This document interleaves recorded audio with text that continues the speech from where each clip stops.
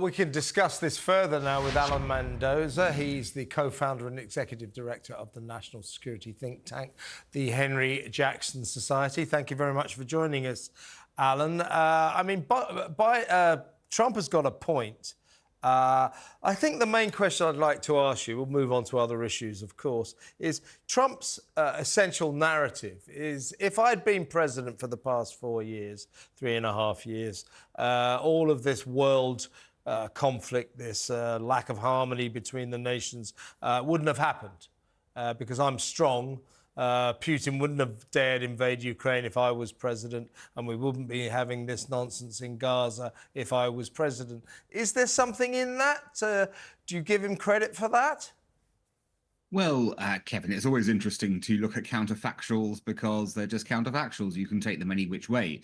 The truth of the situation, of course, is that while he was president, whatever you thought of him, Trump did manage to keep a sort of a lid on the tensions around the world.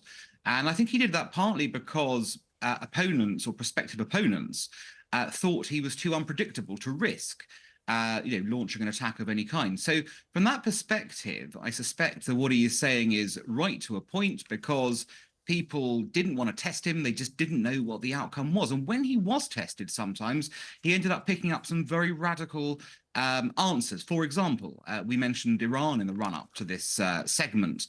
You will know that in 2020, after other attacks on American forces and the sort of sense another attack was imminent, Trump ordered the killing of Iran's terrorist-in-chief, Qasem Soleimani, something that no other previous US president who'd been offered the chance to do that had taken. So it's clear that he does have a certain style about him. Whether that would have meant there'd have been no conflicts, though, is a hypothetical. But certainly, I think others would tread warily of Trump should he return to the White House. I mean, leading on from that, is it fair to say that actually there has been a hugely myopic approach to Iran over the past decade or more, where we've sort of said, well, you know, time to bring them in from the cold. Let's trade with them. Let's drop some of those sanctions. Oh, those assets they had frozen, let's return that to Iran. And all of a sudden, Tehran's gone, well, this is great. Let's go on the offensive.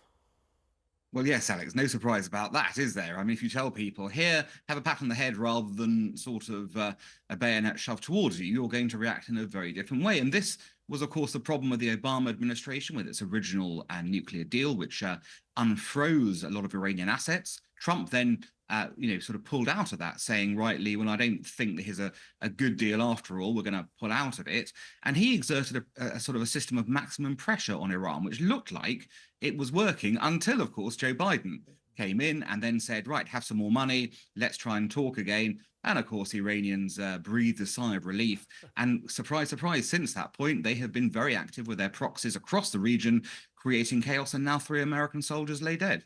Joe Biden, in response to this raid on the weekend, which 3 American servicemen were killed and 34 injured, a very serious incident, a drone attack. We know not from whom, but we can speculate, of course. He said, the president, we will respond in our own time to this. I would have thought the imperative on Joe Biden is to respond pretty damn quickly. What form, Alan, do you think that response will take? Well, there's a form it should take, and there's a form it probably will take. The should take response will be to take a leaf out of Trump's book and take out a senior member of Iran's terrorist supporting infrastructure, a Soleimani-style figure, while they're outside of Iran. So do the same thing Trump did in 2020. What we're likely to see, though, is probably just attacks on Iranian-backed militias in Syria and Iraq as sort of a lesson to them not to do it again. I'm not sure that's going to deter Iran sufficiently, although it probably will end this round of hostilities, but they'll be back very soon for more. You have to send, though, I think, a much stronger message to Iran saying America is not afraid of escalation. It's not going to attack Iran in Iran right now. But clearly, if Iran continues with its destabilizing tactics, that has to come onto the agenda because you've got to stop them somehow. But sending a strong message now, Kevin, is much better than having to ramp it up later with much more aggressive tactics then. Yeah, no, it's fascinating, isn't it? Well, we are told to be braced for World War III. What are you going to do in the war, Alan? Well, that's a good question. I mean, happily, I will, given that question last week, I will serve for king and country, absolutely. Although I'm not sure they'll want me, but we will do our best. But look, I don't think, on a serious note, we shouldn't joke about this. I don't think World War III is imminent in that sense.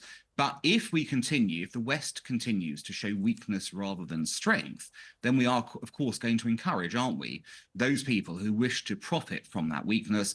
And that does run the risk, therefore, that we do come into hot conflicts as a result of it. So the best result, as always, is prevention and deterrence is better than solving it through war. You and me, Alan, Dad's Army, we'll fight for our country. Thank you so much. Thanks, Always Alan. a pleasure.